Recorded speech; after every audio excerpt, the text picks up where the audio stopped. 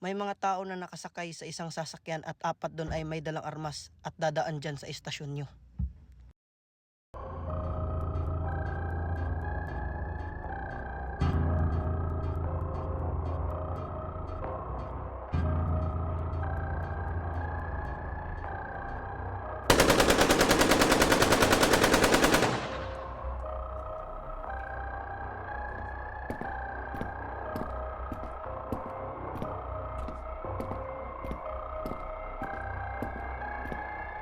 Tulong!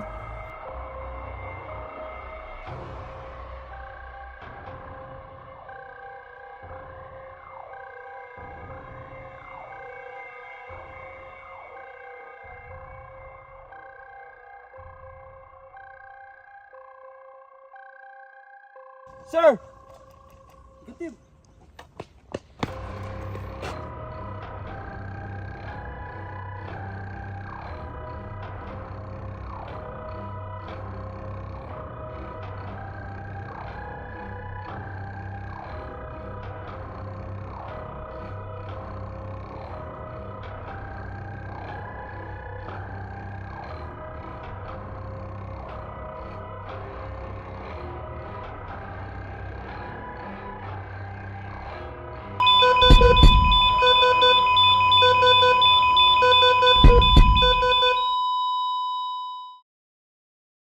All rise.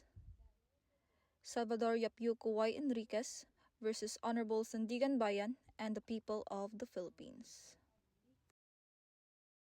Bakit nyo binaril agad ng hindi sinusugurado ang mga taong nakasakay?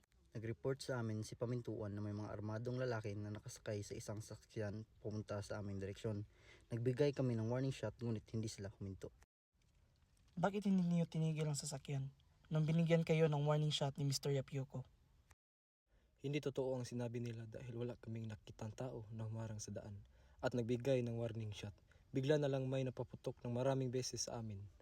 For the case of Mr. Salvador Yapyuco Y. Enriquez and to his company, a shooting incident happened on April 5, 1998 in Barangay Kibiawan, San Fernando, Pampanga that caused injuries to Mr. Villanueva and which brought eventual death to Mr. Licop.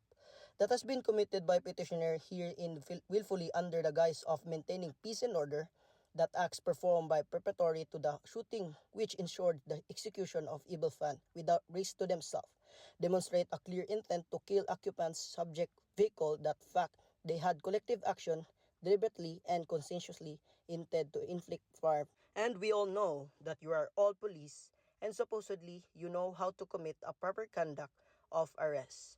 I announce that this case is not involved in mistake of fact, which because you have the intent to make an open fire to Mr. Licap and to his company. So for this case, I announce that Mr. Salvador Y. Enriquez is found guilty for unlawful act which resulted in homicide, attempted homicide, and multiple attempted murders.